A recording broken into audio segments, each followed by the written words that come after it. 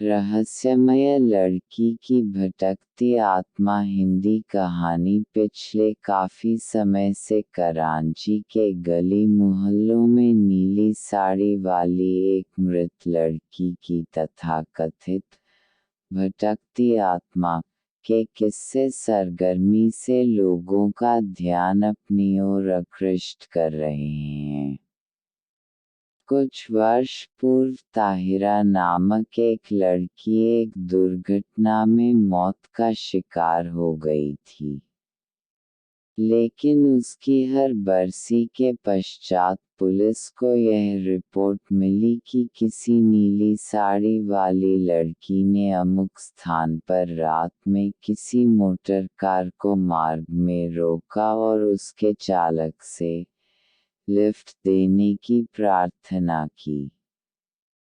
उस लड़की से भेंट के एक दो दिन पश्चात ही कार चालक स्वयं भी किसी न किसी हादसे का शिकार होकर मौत के मुंह में चला गया। नीली साड़ी वाली इस रहस्यमय लड़की का पहला शिकार करांची का एक उद्योगपति हुआ। यह उद्योगपति आधी रात के पश्चात एक नाइट क्लब से निकलकर कार से अपने घर जा रहा था कि मार्ग में उसे एक नीली साड़ी वाली लड़की ने रोका। कार रुकी तो लड़की ने कहा, यदि आपको कष्ट न हो, तो आप मुझे मेरे घर तक छोड़ दीजिए। उद्योगपति इसके लिए मान गया। मगर जब उसने अपनी गाड़ी उस लड़की के बताए हुए मोहल्ले में रोकी तो उसने पाया कि लड़की कार से गायब थी। उस नौजवान ने यह विचित्र घटना अपने कई मित्रों को भी सुनाई। घटना के 3-4 दिन पश्चात ही एक कार दुर्घटना में उसकी मृत्यु हो गई। इस घटना के कुछ दिन पश्चात ही एक मैकेनिक तथाकथित प्रेत छाया का शिकार हो गया। रात के वक्त वह मैकेनिक कारखाने से अपना काम निपटाकर स्कूटर से अपने घर वापस लौट रहा था।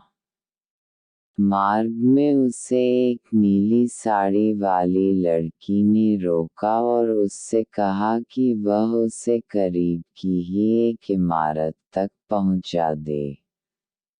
बताया जाता है कि मैकेनिक पहले तो कुछ झिझका, लेकिन तभी उसकी निगाह लड़की की गर्दन के आसपास के कुछ जख्मों पर पड़ी और उसका हृदय पसीज उठा। पूरे रास्ते लड़की पूरी तरह खामोश रही। स्कूटर के रुकने पर वह चुपचाप उससे उतर पड़ी और अभी मैकेनिक ने आगे बढ़ने के लिए अपना स्कूटर मोड़ा भी नहीं था कि वह पूरी तरह गायब हो चुकी थी। आप पूछेंगे, मैकेनिक का क्या हुआ? वह 2-4 दिन पश्चात ही अपने कुछ मित्रों के साथ समुद्र में नहाने के लिए निकला और वहां पानी में डूबकर उसकी मौत हो गई। मैकेनिक के पश्चात एक पुलिस अधिकारी का नंबर आया। तस्करी नियंत्रण विभाग का यह वरिष्ठ अधिकारी एक रात कार से अपने घर वापस लौट रहा था। उसने देखा कि नीली साड़ी पहने एक लड़की उसे रुकने का संकेत कर रही थी। उसने अपनी गाड़ी रोक दी। उसे शक हुआ कि वह लड़की अपराधियों के किसी गैंग से जुड़ी हुई है। लड़की ने उसे बताया कि वह एक दुर्घटना में जख्मी हो गई है और तुरंत अपने घर पहुंचना चाहती है। पुलिस अधिकारी को उसने अपनी गर्दन पर हुए जख्म दिखाए। आखिर वह उसे उसके घर तक लिफ्ट देने के लिए मान गया। उसकी गाड़ी एक बंगले के सामने पहुंची। लड़की ने उसे वहीं रुकने को कहा।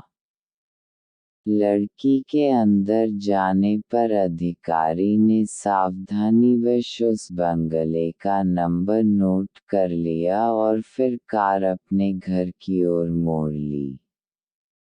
अगले दिन उस लड़की के बारे में आवश्यक जानकारी लेने जब वह अधिकारी उस बंगले पर पहुंचा, तो वहां रहने वाले एक बूढ़े सज्जन ने कहा कि उस लड़की का हुलिया बिल्कुल उसकी अपनी बेटी ताहिरा जैसा है। उसने बताया कि बरसों पहले एक दिन ताहिरा अपने भाई के साथ घूमने के लिए निकली थी। आधी रात के बाद जब वह वापस लौट रहे थे तभी उनकी कार एक बिजली के खंभे से जा टकराई। लड़का तो बच गया मगर ताहिरा वहीं मर गई।